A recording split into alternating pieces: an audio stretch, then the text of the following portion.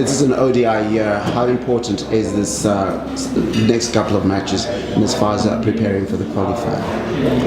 Well, look, going into the ODIs now, you probably are starting to look at different combinations and stuff with the qualifiers. Although it is only in sort of June, July, so there's still a long period between now and then. But nonetheless, you want to put in a good performance again, just continue the momentum that we've created so far.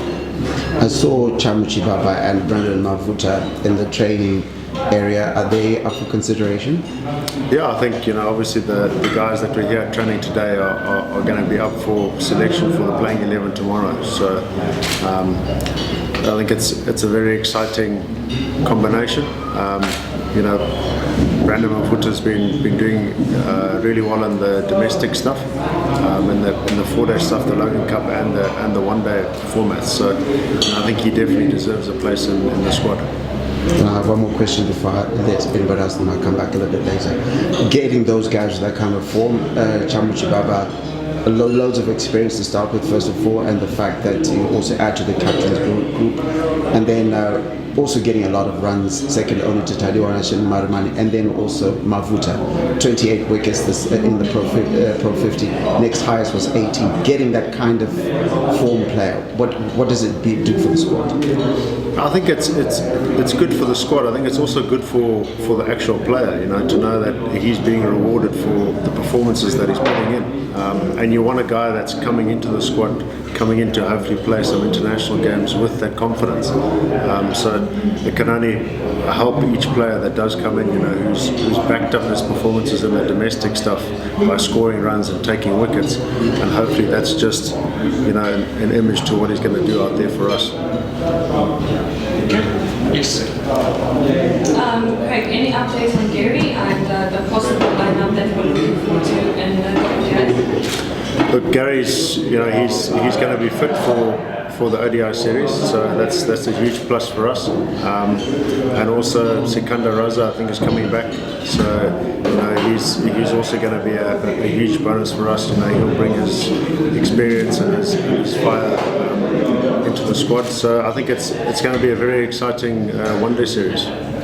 Okay, and one last question. It's evidence that Ireland has been struggling with spinners, but now when Raza comes back, it means you might have to change the whole setup of the bowling unit.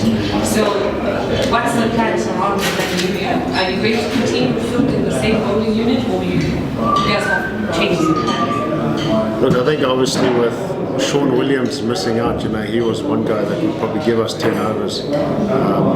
So there's still a gap to fill there between Ryan Bill, Sikandar Raza, Wellington Masakadza and Wesley Madaveri. So I think there's enough options there in the spin department. So depending on how the wicket plays tomorrow, we'll obviously just have to plan accordingly.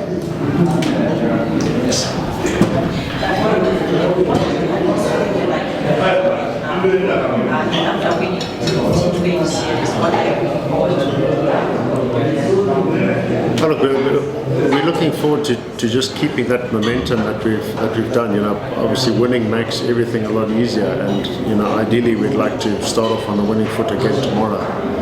I think one thing that we took away from the weekend was, the crowd that turned out here to support us was absolutely incredible. The atmosphere that they created, for us to go and execute our skills out there in the middle.